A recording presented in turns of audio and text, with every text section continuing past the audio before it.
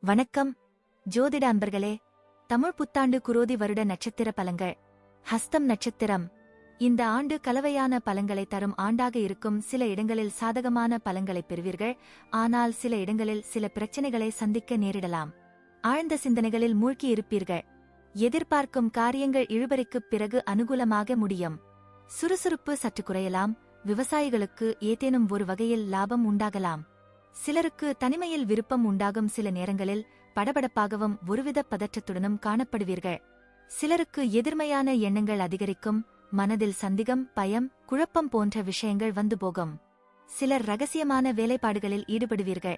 சிலர் யூக வணிகங்களில் ஈடுபடுவீர்கள். Contract, commission போன்ற விஷயங்களில் லாபம் உண்டாகும். ஆனாலும் நிதானத்தோடு செயல்படுவது அவசியம்.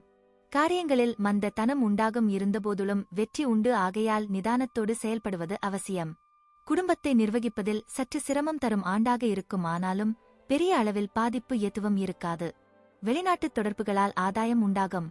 வெளிநாடு செல்லும் வாய்ப்புகள் உள்ளன. அல்லது வெளிநாடு செல்ல நினைத்தால் முயற்சிகளை அதிகப்படுத்தினால் இந்த ஆண்டு வெற்றி கிடைக்கும்.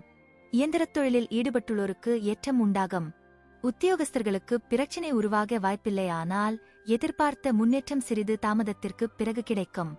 பெரிய நிறுவன நிர்வாகிகளுக்கும் தொழிலாளர்களுக்கும் நல்லிணக்கம் உண்டாகி ஸ்தாபன வளர்ச்சி இருக்கும்.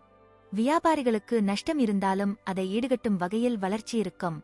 உடல் நலனில் அக்கறை காட்டுங்கள். வீடு, நிலம் போன்ற இனங்களில் வழக்கு இருந்தால் அதனை சமாதான முறையில் தீர்த்துக் கொள்ள முயல்வது நல்லது. நன்றி, வணக்கம், வாழ்க வளமுடன்.